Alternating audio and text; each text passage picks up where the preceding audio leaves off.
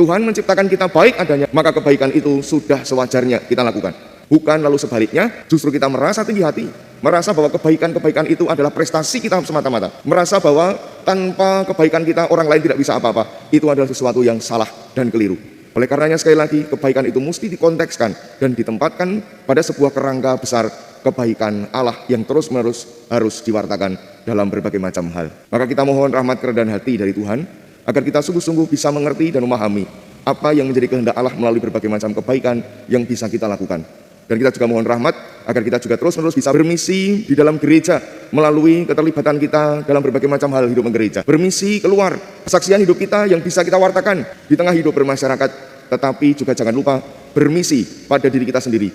Bermisi masuk dalam hati kita sendiri untuk selalu bisa melihat apapun yang kita lakukan, sudahkah sesuai dan sudahkah terkontekskan pada kehadiran Allah, pada kebaikan Allah pada diri kita semua. Hentikanlah keadaan kurbanmu, tanda silih bagi dosamu. Dalam nama Bapa dan Putra dan Roh Kudus, amin. Tuhan bersamamu. Saudari-saudara yang terkasih, selamat pagi berkah dalam. Selamat pagi berkah dalam. Sebelum kita merayakan perayaan Ekaristi pada pagi hari ini dan mengungkapkan rasa syukur kita dalam perayaan Ekaristi ini, marilah kita persiapkan hati dan budi kita dengan terlebih dahulu menyesali segala dosa dan kelemahan diri kita di hadapan Tuhan. Saya mengaku kepada Allah yang Maha Kuasa dan kepada saudara sekalian bahwa saya telah berdosa dengan pikiran dan perkataan, dengan perbuatan dan kelalaian. Saya berdosa, saya sungguh berdosa. Oleh sebab itu saya mohon pada Santa Perawan Maria, pada para malaikat dan orang kudus dan kepada saudara sekalian, supaya mendoakan saya kepada Allah Tuhan kita. Semoga Allah yang Maha Kuasa mengasihani kita, mengampuni dosa-dosa kita dan mengantar kita semua ke dalam hidup yang kekal. Amin. Tuhan kasihanilah kami. Tuhan kasihanilah kami. Kristus kasihanilah kami. Kristus kasihanilah kami. Tuhan kasihanilah kami. Tuhan kasihanilah kami. Marilah berdoa. Allah Bapa yang Maha Baik, Engkau menciptakan kami baik adanya. Namun karena kedengkian setan dan kerapuan manusiawi, kami sering kali tersesat dan jatuh dalam dosa. Bukalah hati kami untuk bertobat dan tuntunlah kami kembali ke jalan-Mu dengan pengantaraan Yesus Kristus Putra-Mu Tuhan kami, yang bersama dengan Dikau dalam persatuan Roh Kudus hidup dan berkuasa Allah sepanjang segala masa. Amin.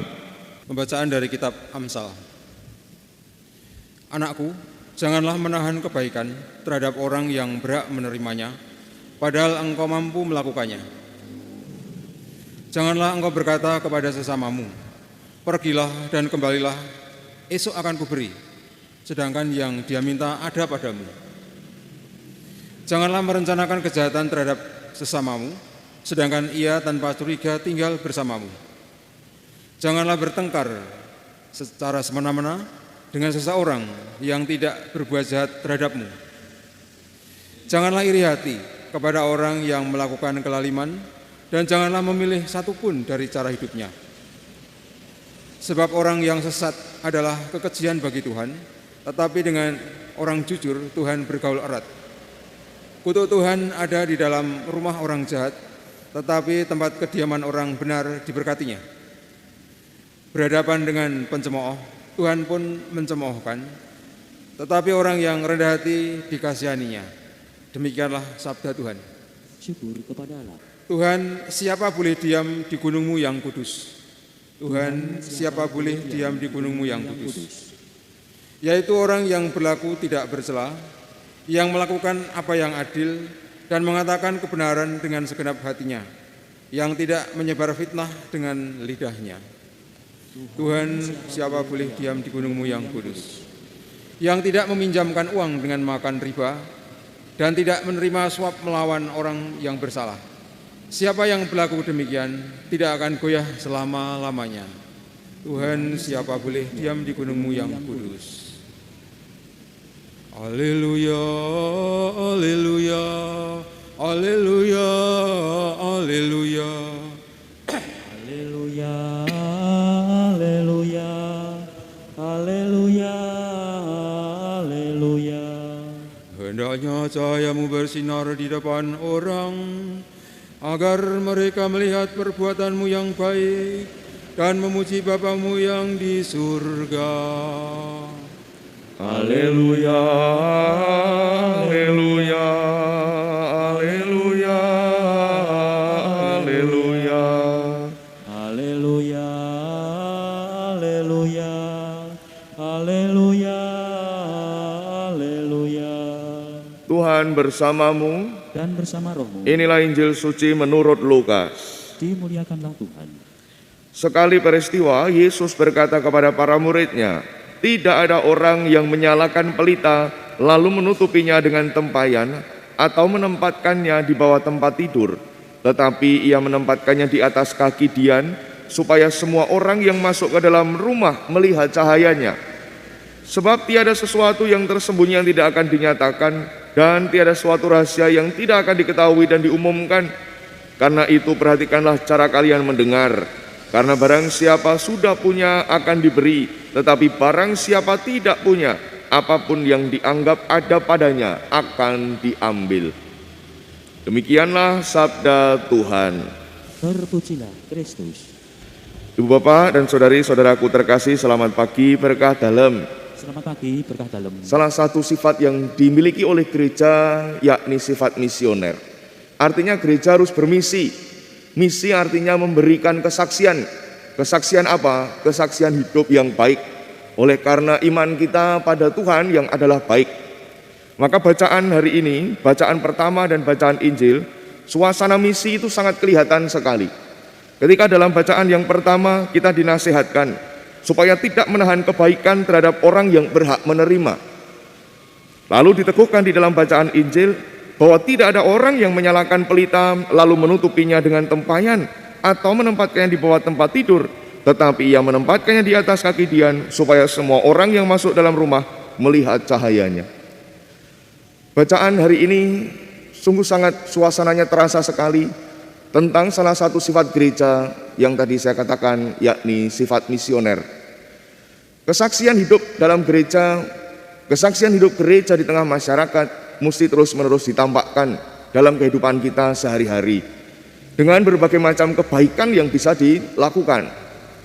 Perkaranya adalah ketika lalu orang melakukan kebaikan, kalau orang tidak hati-hati dan tidak mendasari kebaikan itu terhadap imannya yang begitu mendalam pada Tuhan, iman tentang Tuhan yang begitu baik, maka kebaikan orang itu bisa saja lalu menjerumuskan orang pada sesuatu yang keliru atau salah, seperti yang dalam akhir bacaan Injil tadi ditekankan oleh Yesus. Bagaimanakah kebaikan yang kemudian membawa orang pada kekeliruan hidup, yakni kebaikan yang terus-menerus dilakukan tanpa sekali lagi didasari dengan kerendahan hati bahwa kebaikan itu dilakukan oleh karena kita sudah terlebih dahulu menerima kebaikan dari Tuhan. Maka orang kalau tidak didasari dengan hidup yang semacam itu, bisa jadi kebaikan yang dilakukan justru menjebaknya pada sebuah rasa kesombongan dan rasa tinggi hati yang lalu justru menjauhkan orang itu dari inti kebaikan yang akhirnya bisa ia lakukan. Maka nasihat untuk bisa meletakkan pelita pada tempatnya mau mengingatkan kita semua bahwa segala kebaikan yang kita lakukan juga mesti dikontekskan atau ditempatkan pada tempat yang sesuai, yakni sebuah kesadaran bahwa kebaikan itu semata-mata adalah milik Tuhan. Tuhan adalah Tuhan yang baik. Tuhan menciptakan kita baik adanya, maka kebaikan itu sudah sewajarnya kita lakukan. Bukan lalu sebaliknya, justru kita merasa tinggi hati, merasa bahwa kebaikan-kebaikan itu adalah prestasi kita semata-mata, merasa bahwa tanpa kebaikan kita orang lain tidak bisa apa-apa. Itu adalah sesuatu yang salah dan keliru. Oleh karenanya sekali lagi, kebaikan itu mesti dikontekskan dan ditempatkan pada sebuah kerangka besar kebaikan Allah yang terus-menerus harus diwartakan dalam berbagai macam hal.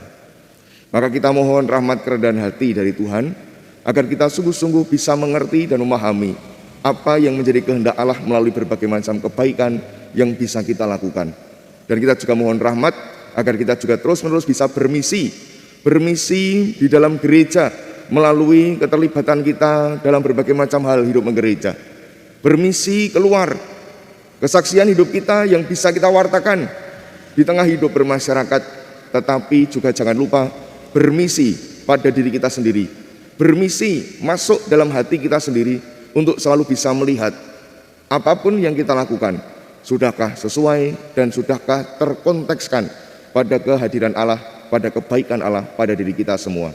Agunglah misteri iman kita, penyelamat dunia, selamatkanlah kami, karena melalui salib dan kebangkitan-Mu, Engkau telah membebaskan kami.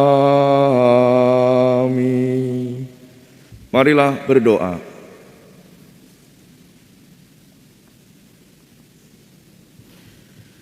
Allah Bapa yang Maha Baik, melalui sabda dan sakramen-Mu yang telah kami sambut, Engkau berkenan menerangi hati kami.